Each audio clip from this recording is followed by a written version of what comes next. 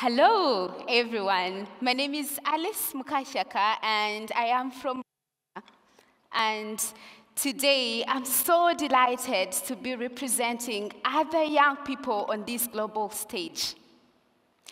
8 months ago, I had the opportunity to work with 12 young researchers from 12 different countries on a global youth-led study on the global education.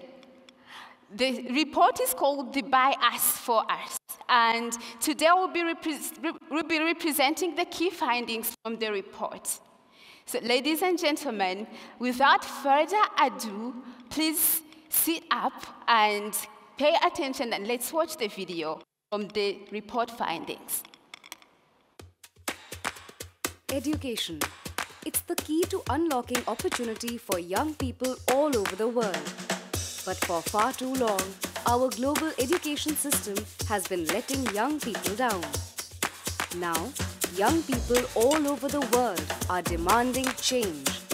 In the world's biggest youth-led study on global education since the pandemic, the By Us, For Us report reveals exactly what young people think of the education system.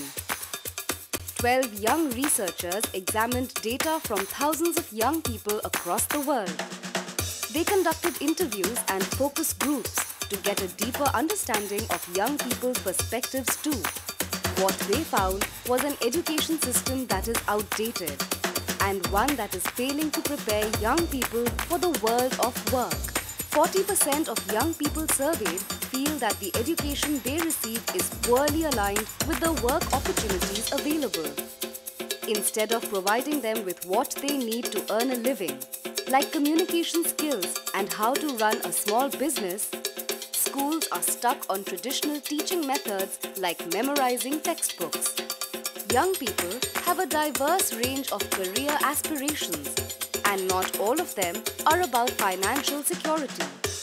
As many as 28% said that their main aim in the next 5 years of their career was to learn and grow, while 1 in 4 aspire to run their own business.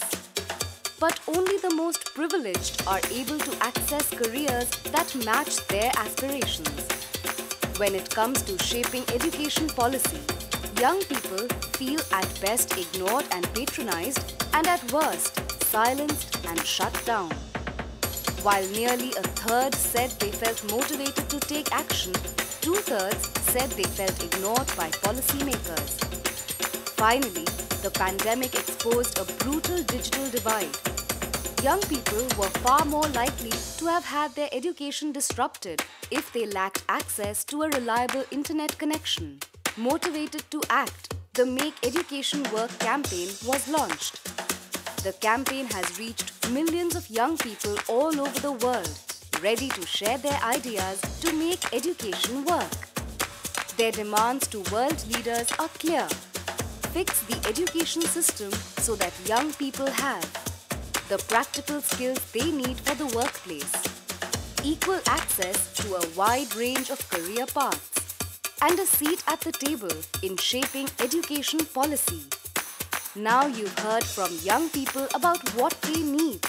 It's time to make education work.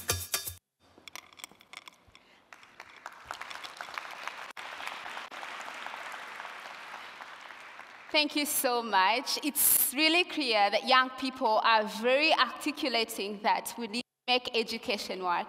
And this is going to be possible if we keep convening the conversation for action with decision makers. And now, allow me to welcome our 5 panelists to join me on the stage as we keep reflecting on this video and the key findings from the By Us, For Us report. Our first panelist is Her Excellency Dr. Dipu Moni, the Minister of Education of Bangladesh.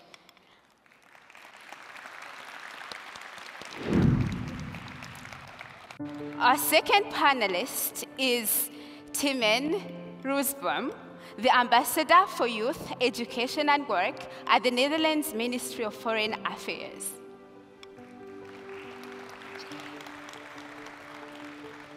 Our third panelist is Mr. Barry Lampkins, our Vice President, Leadership and Talent Development at DP World. Our fourth panelist is already on the panel. He is a brilliant young researcher from Guyana, and he's been part of the research team that conducted the By Us for Us report. And finally, our panelist is our activist, as a sustainability activist from Peru, and joining us on the stage. And we'll be going to be having a discussion with these world leaders. And I would like to kick off this conversation with you, Mr. Barry. In this study, we actually came across the recommendation, particularly for employers. And looking at your experience in leadership and talent management, I thought that you could be a right fit for this conversation.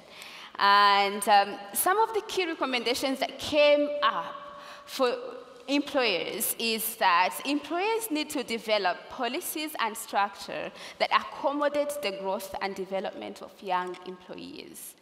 And then the second recommendation that young people highlighted in the report is that the employers need to review the job descriptions and posting to make sure that they are reflective of the skills rather than the years of experience. And then finally, they highlighted that employers need to collaborate with learning institutions on projects so that students can have practical and real-world experience. And I would like to ask you, based on your experience, which among these recommendations really stands out to you the most and why? Well, first of all, Alice, I just want to say it's great to be here and great to be a part of this panel and a part of Rewire. When I was looking through the 3 points, it was actually quite difficult to decide which one, because I think they're all important and very insightful for someone who sits in a position like I do with DP World. But I would have to say it's the third one, I think, that resonates with me the most. That is bringing together learning institutions and organizations or companies, because for two reasons, I'll say. The first is that I've seen so many great examples of where this works, particularly, for example, through things like internships. And I can give a great example. Just in the last 9 months, we actually brought in an intern on my team from Zayed University. She actually did a degree not in human resources, but actually in communications. And I'm happy to say that today she works for DP World HR. So I've seen so many great examples of this really playing out. But then I think the other reason why I think it's so important, learning organizations working with directly with companies, and that is, this has been kind of a theme throughout the day. There's been a lot of talk about soft skills, human skills, but for me, I'll just stick with my own function. When I, for example, go in and speak with university students studying human resources, which I did a couple of years ago, and yes, they learn lots of theory, et cetera, but I remember there was a question, Barry, can you give us an example of a tough situation you've had to deal with in your career? And I said, well, here, I'll give you 3 in the last 6 months. And their eyes they were a little bit like deer in headlights, because they don't teach you that in these, they don't teach you about that, and they don't teach you that to be a great HR leader, for example, you need to be politically savvy, you got to influence people, you need to understand what it means to be a courageous advocate. This is not part of the curriculum. So I think this is why it's so important to get young people and students exposed to what it's really like to work in a big multinational as early as possible. And then I'll just add one more thing else, and that is one of the other areas where I've seen where I think we can really pay forward as particularly big organizations, and where I'm actually seeing it play out right now in our own pavilion here in Expo and DP World. 2 or 3 times a week, different leaders from our company, we're inviting in university students from across UAE to do career talks. So I think one of the great ways we can sort of pay it forward to young people is to help them with career management, get them exposed to hear from people whether they've been in their career 5 years or 25 years, because careers are not linear. There's lots of twists and turns, forks in the road, moments of truth.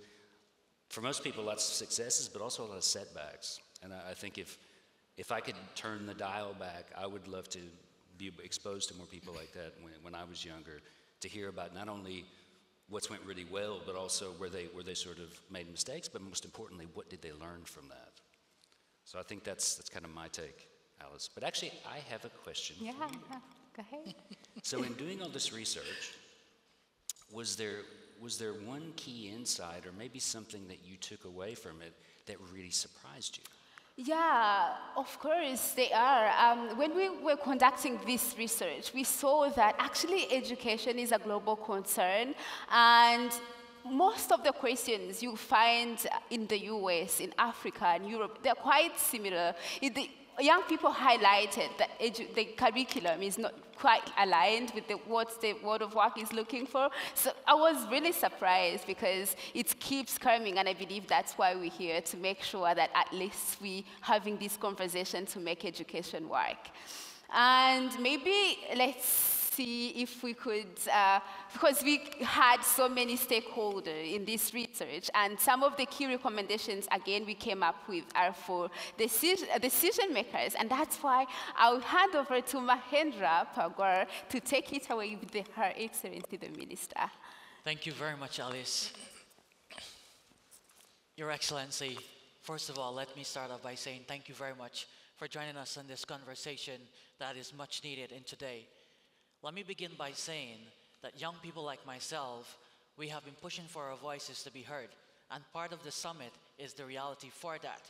But the reality is, many young people are not well represented in political decision-making policies. We see that from the government level, trickling down to the bottom bodies.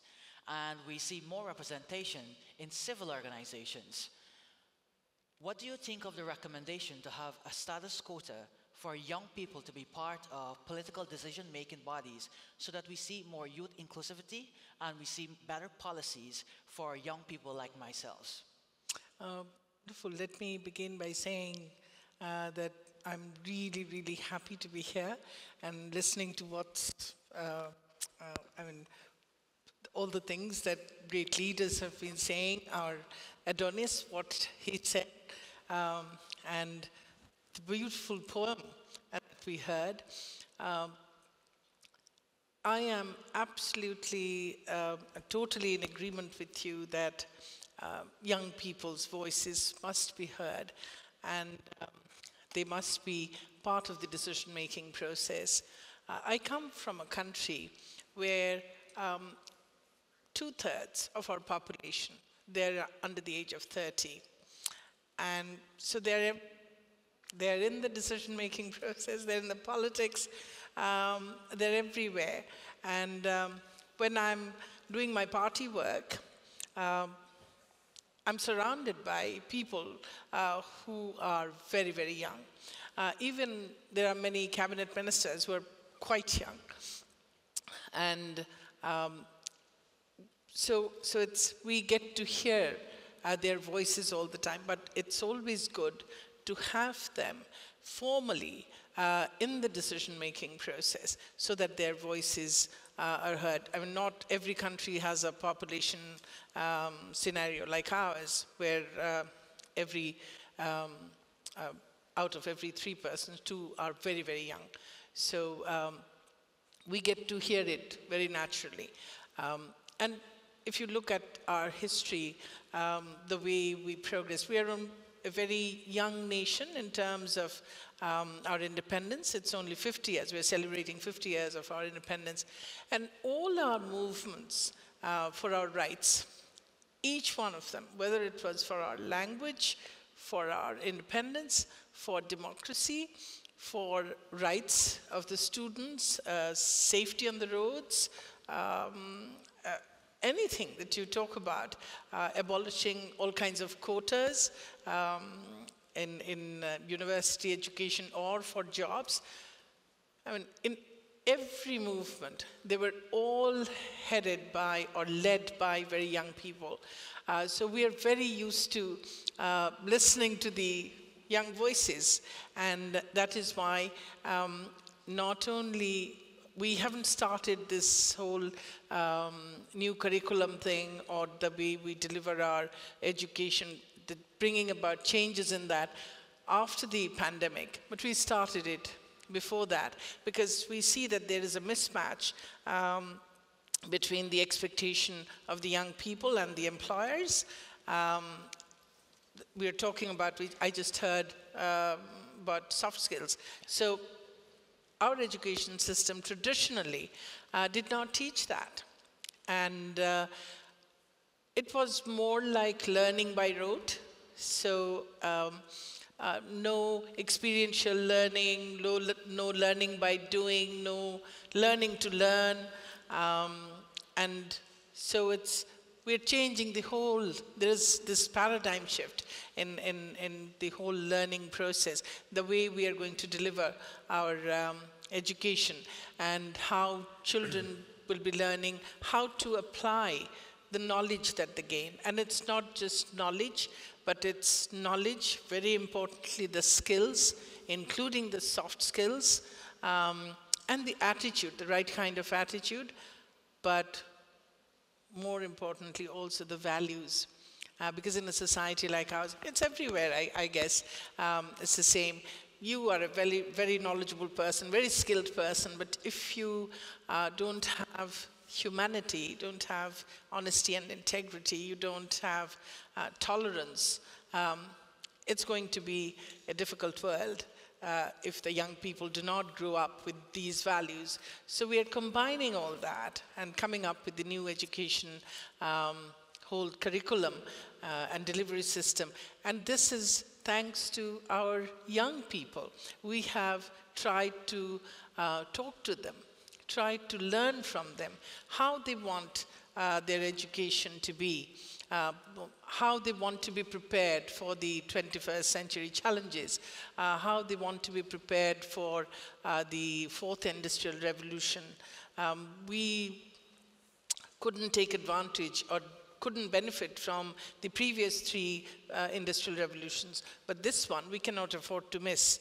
And so we have to be part of it and also benefit from this. So that is why we were working quite hard with the young people to bring about these changes. And I'm glad that our population is so young, and that is why we're getting their feedback and they're participating. It's their choices, their voices that are being reflected in our new policies and new curriculum. But I do agree that not every country has the same kind of population scenario. So young people must have a seat at the decision-making table. Thank you very much, Your Excellency, and thank you for engaging young people like myself as value stakeholders in decision-making that reflects us at the end of the day. It is now my pleasure to hand it over to my next colleague, Ines. Thank you. Thank you, Mahendra. Simon, nice to see you in person. Yes. We met during the pandemic online. And talking about the pandemic, we know it affected education and young people very much. Negatively, but also positively in the sense that it obliged us to think out of the box. And some people could access education online that they couldn't access earlier. So some of our recommendations from the research that the researchers you saw on the screen did include those elements. So I'm going to share three with you. The first one is to make sure that young people are influencers in decision-making spaces. So making sure that they have that opportunity to raise their voice. The second is when we're designing programs, we need to make sure that young people are there too, and we're being inclusive and collaborative, and making sure that we're building those bridges with them. And the third one is making sure that we advance in the topic of gender as well in education. Many young women aren't able to go to school, and that affects their opportunities in the future as well. So out of those three recommendations, which is the one for you that also resonated? Yeah, well, thank you, Ines, for that difficult question. And thank you, of course, for organizing to everyone this wonderful Rewired conference.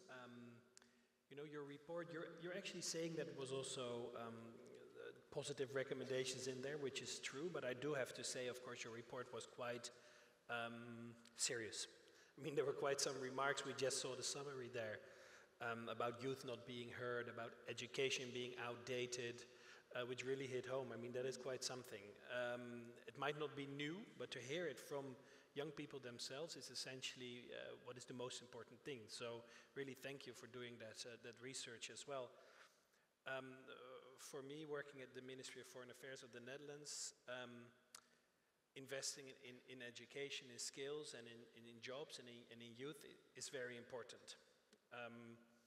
If I can take out a few of from the three things you said, I'm going to take out a few and I'm going to make it three in the end after all. So I would say, first of all, this meaningful youth participation. I mean, that is essentially what you say. Involving young people, as is happening now. I'll ask you a question about that later. But essentially, this is really crucial. I mean, not just in political decision making, but just in policy making, in implementation, in monitoring, how to make sure that we actually involve the young people that very often, for example, within international cooperation and definitely within education, that we want to reach. How do we involve those young people? At the ministry, we try to really work on meaningful youth participation. We set up a youth advisory committee, and we also organized a virtual forum, really youth-led as well, where actually Restless Development also presented a report. And we're building up on that during this conversation. I'm really happy to see that as well. But this meaningful youth participation is absolutely key. Part of that is also making sure that we support youth-led organizations. That is something we need to get better at. I think a lot of organizations, big bureaucracies, are still struggling to do that. So this is something that I also take with me, also from your report, because we need to get better at that. Lastly, of course, with the whole point about youth in the end, education and the skills gap that is being mentioned, this for us is the key, together with youth empowerment, of our Youth at Heart strategy. Try to combine skills and jobs, and then specifically focusing at young women, because you really see that young women have an extra layer of challenges, so to say, trying to fulfill their promise and take their fate into their own hand. So this whole skills and jobs is for us, of course, as is for this whole conference, is absolutely crucial. I think there I answered your question by making it 3 new points. I have a question to you, and I see we still have time. So Ines, looking at, you're here now, as again with representing the voice of young people. You're very active in the climate as well, COP26, I think you were present there. Looking at that, do you feel that this way of involving young people at these conferences, for example, is it meaningful? Is it working? Do you have advice for all of us? Thank you for that question, and I think it's very relevant considering COP happened just a couple weeks ago. I'm going to be quite honest with you, I don't think it's enough. We were at COP with Restless. We brought young people to the conference. We had researchers as well on the topic of climate. We had young people who couldn't have accessed the space without the accreditation from an organization such as ours. But that didn't mean we were properly included.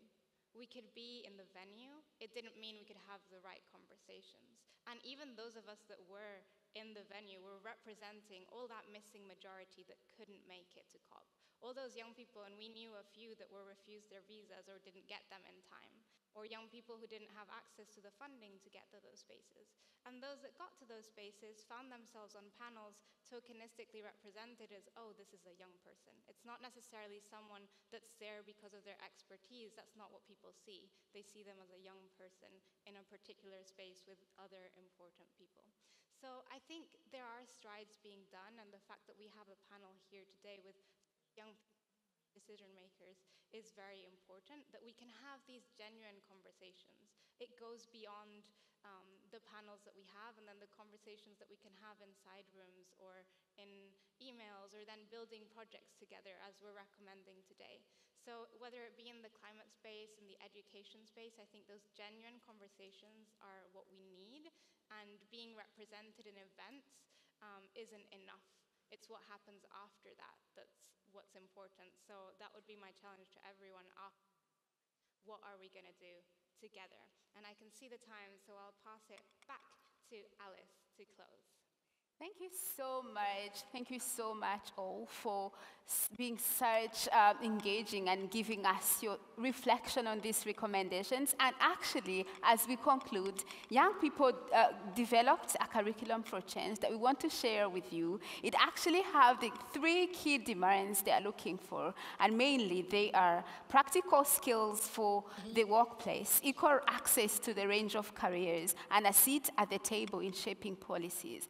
And we would like all the young people here on the stage to hand over this curriculum for change to decision makers as we close the session, to make sure that at least as we're waiting for more sessions tomorrow and the other day, we make sure that we keep in mind these conversations going, and when we get back home, to convene this conversation into action. And if you really want to learn more about the report, you can visit the website at Raceless Development or go to makeeducationwork.org so we can stand and hand over the curriculum for change to decision makers. Thank you so much for this opportunity. It's a pleasure. Thank you so much. Thank you. Really honored. Thank you. Thank you.